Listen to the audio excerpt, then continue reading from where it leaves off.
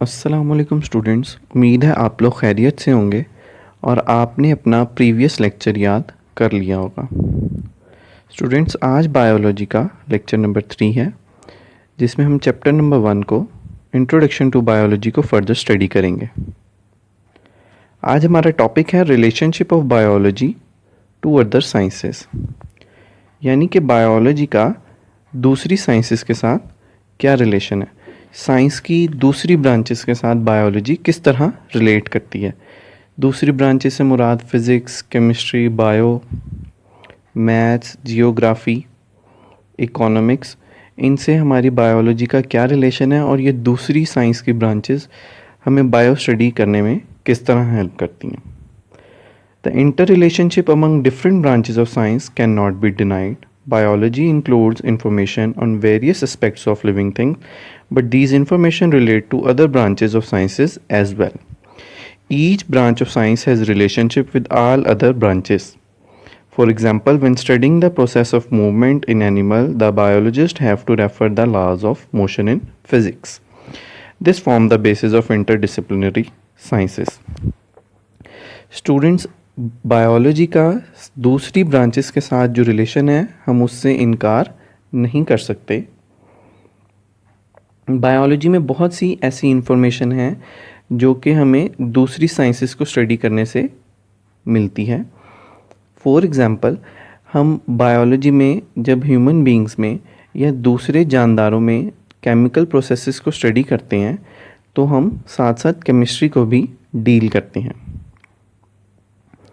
और बिल्कुल इसी तरह जब हम कभी भी लिविंग ऑर्गेनिजम्स में मूवमेंट का जिक्र करते हैं, आइदर उनके बॉडी पार्ट्स की मूवमेंट है या उनकी पूरी एक जगह से दूसरी जगह की मूवमेंट है, तो हम इसमें फिज़िक्स को डिस्कस ज़रूर करते हैं। स्टूडेंट, यहाँ पे एक वर्ड यूज़ किया गया है इंटरडिसिप्लिनरी साइंसेस। इसका मतलब ये है कि एक या एक से ज़्यादा सब्जेक्ट्स का आपस में रिलेट करना और फिर एक दूसरे की स्टडी में हेल्प करना, दरअसल ये होती है इंटरडिसिप्लिनरी साइंसेस। हम स्टडी कर लेते हैं कि बायोलॉजी का बाकी साइंस सब्जेक्ट्स के साथ किस तरह का रिलेशन है। ये देखिए स्टूडेंट्स, बायोलॉजी जब फिज़िक्स से रिलेट करती है तो बायोफिज़िक्स कहते हैं। बायोलॉजी जब केमिस्ट्री से रिलेट करेगी तो बायोकेमिस्ट्री, मैथमेटिक्स से तो बायोमेट्री, जियोग्राफी से तो बायोजियोग्राफी और इकोनॉमिक्स से तो बायो इकोनॉमिक्स। आइए अब इनको वन बाय वन स्टडी करते हैं और देखते हैं कि ये सारे जो रिलेशनशिप्स हैं ये क्या हैं। सबसे पहला रिलेशनशिप है biophysics. It deals with the study of principles of physics which are applicable to biological phenomena.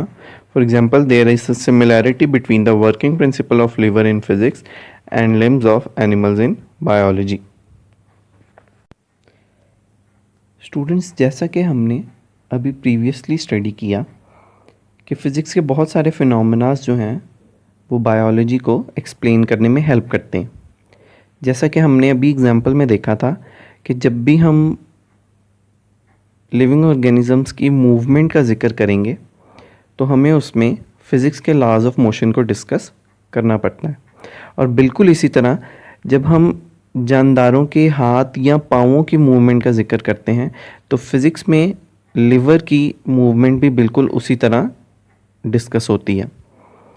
तो इस तरह बायोलॉजी और फिज़िक्स एक दूसरे से रिलेट करते हैं। हमें बहुत दफ़ा बायोलॉजिकल फिनोमेनास को, यानी जो बायोलॉजिकल प्रोसेस हैं उनको एक्सप्लेन करने के लिए फ़िज़िक्स का सहारा लेना पड़ता है। नेक्स्ट रिलेशनशिप है biochemistry. It deals with the study of the chemistry of different compounds and processes occurring in living organisms. For example, the study of basic metabolism of photosynthesis and respiration involves the knowledge of chemistry. Student, bio और chemistry का एक ऐसा relationship है जिसमें हम जानदारों में होने वाले बहुत सारे केमिकल प्रोसेस को स्टडी करते हैं और फिर इन केमिकल प्रोसेस के थ्रू कौन से कंपाउंड्स या कौन से सब्सटेंसेस बन रहे हैं, हम इसको भी बायोकेमिस्ट्री के थ्रू स्टडी करते हैं। For example, lipids, proteins, carbohydrate, water molecules, DNA molecules, ये सब जो हैं वो हम बायोकेमिस्ट्री के अंडर स्टडी करते हैं, जो कि जानदारों में पाए जाते हैं। और अगर बात करते हैं केमिकल प्रोसेस की, तो प्लांट्स में होने वाली फोटोसिंथेसिस यानी जिसके थ्रू वो अपना खाना खुद प्रिपेयर करते हैं, और रेस्पिरेशन यानी फूड से एनर्जी ड्राइव करने की प्रोसेस, इस सब को हम केमिस्ट्री के थ्रू स्टडी करते हैं।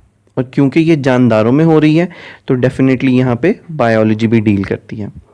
तो इस तरह बायोलॉजी और केमिस्ट्री एक दूसरे से रिलेट करते हैं। नेक्स्ट रिलेशनशिप है बायो मैथमेटिक्स यानी biometry. It deals with the study of biological processes using mathematical techniques and tool. For example, to analyze the data gathered after experimental work, biologists have to apply the rules of mathematics. Students, जब भी कभी biological research की जाती है, यानी हम biology में कोई कुछ नया डाटा डिस्कवर करते हैं, तो हम उसको कोशिश करते हैं कि नंबर फॉर्म में लिखें, क्योंकि हम ये चीज़ जानते हैं कि हमारे पास क्वांटिटेटिव ऑब्जर्वेशन ज़्यादा एक्यूरेट होती है निस्बतन के क्वालिटेटिव ऑब्जर्वेशन के। तो मैथ्स जो है वो हमें हमारे जो डाटा इकट्ठा हुआ है उसको नंबर्स की फॉर्म में कलेक्ट करने में हेल्प करता है, और इस तरह हमारी रिसर्च जो है वो ज़्यादा सक्सेसफुल रहती है। नेक्स्ट रिलेशन है हमारे पास biogeography. It deals with the study of the occurrence and distribution of different species of living organisms in different geographical regions of the world. It applies the knowledge of the characteristics of particular geographical regions to determine the characteristics of living organisms found there. ये bio और geography का एक ऐसा relationship है जो हमें जानदारों की मुख्तलिफ जगह पे कितनी और कहाँ एग्जिस्टेंस है ये जानने में हेल्प करती है। फॉर एग्ज़ाम्पल, बायोजियोग्राफी के थ्रू हमें ये मालूम हुआ कि जो पेंगुइन्स हैं वो अंटार्कटिका में हैं, जो पोलर बियर्स हैं वो आर्कटिक रीजन्स में रहते हैं। तो ये हमें किसके थ्रू मालूम हुआ? जियोग्राफी के थ्रू। बायोजियोग्राफी हमें हेल्प करती है कि हम मुख्तलिफ जानदारों की रहने की जगह का पता लगा सकें, और जब हमें उनकी रहने की जगह का मालूम होगा तो डेफिनेटली हम उनकी मुख्तलिफ करेक्टरिस्टिक्स को ईज़िली स्टडी कर सकते हैं। मिसाल के तौर पर आर्कटिक रीजन बहुत ठंडा होता है, और पोलर बियर क्योंकि आर्कटिक रीजन में रहते हैं तो इससे हमें मालूम हुआ कि पोलर बियर्स की जो बॉडी स्किन होती है वो ज़्यादा मोटी होती है, जो उन्हें उस ऐसे ठंडे इलाकों में रहने में हेल्प करती है। इस तरीके से बायोजियोग्राफी हमें जानदारों की रहने की जगह के मुतालिक और फिर उस जगह से रिलेट करती हुई मुख्तलिफ करेक्टरिस्टिक्स को स्टडी करने में हेल्प करती है। लास्ट ब्रांच है हमारे पास bio economics. It deals with the study of organisms from economical point of view. For example, the cost value and profit value of yield of wheat can be calculated through bioeconomics and benefits or losses can be determined. हम इस relationship में मुख्तलिफ organisms का economy पे क्या effect है इसको study करते हैं. मिसाल के तौर पर हमारे पास वीट की क्रॉप है, यानी गंदम की जो फसल है उससे हमें कितना फ़ायदा होगा, अगर वो नहीं उगती तो हमें कितना नुकसान होगा. इसके अलावा हम बहुत सारे जानदारों की एग्जिस्टेंस के बारे में जब पता लगता है तो इस तरह हमारे पास साइंस की एक ब्रांच दूसरी ब्रांच को कम्प्लीटली स्टडी करने में हेल्प करती है. उम्मीद है स्टूडेंट्स आप लोगों को आज का लेक्चर समझ आ गया होगा. आप लोग याद से अपनी बुक पर इसकी मार्किंग कर लीजिए और इस लेक्चर को 2 से 3 बार रिवाइज़ कीजिए और इन सारी डेफिनेशंस को अच्छे से याद कर लीजिए. अल्लाह आपका हामी नासिर.